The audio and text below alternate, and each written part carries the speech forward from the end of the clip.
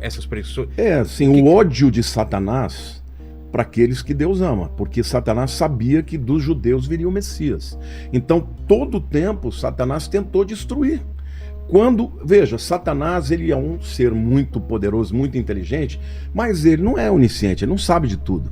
Preparamos para você um e-book com 5 maneiras de como fazer 3 mil ao mês em 2023 e você pode obtê-lo pelo preço de um lanche. Este e-book pode mudar totalmente sua vida financeira. Clique no link na descrição do vídeo.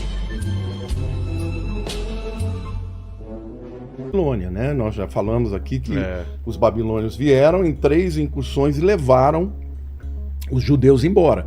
Primeiro vieram no ano 606, depois em 597 e por último em 586, destruíram o templo e levou todo mundo para a Babilônia.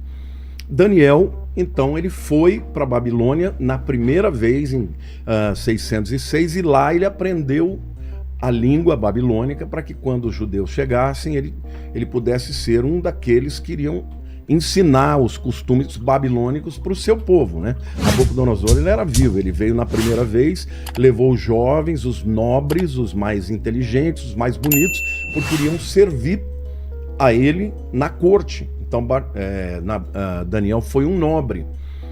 E então ele dominava o aramaico. Quando ele escreve o livro, porções do livro que ele diz respeito aos gentios, ele escreve em aramaico. E o que diz respeito aos judeus, ele escreve em hebraico. Porque aramaico era mais era a língua dos babilônios, né? Entendi. Entendeu?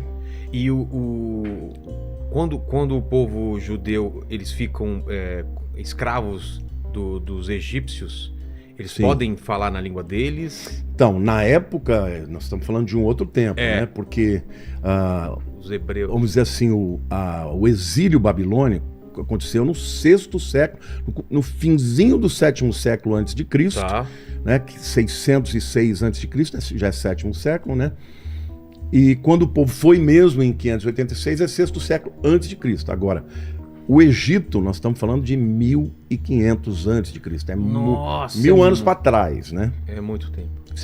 Eu acredito nessa datação que o êxodo aconteceu no ano 1446 antes de Cristo. Então, se o êxodo aconteceu 40 anos depois que Moisés, né, o que aconteceu foi o seguinte: Abraão sai de Harã, na Babilônia, e ele vai para a terra que Deus iria mostrar que é Israel. Então ali ele tem o seu filho Isaac, Isaac tem Jacó, Jacó tem 12 filhos. Quando chega aquele período de seca, lembra? José tinha sido vendido pelos irmãos para o Egito.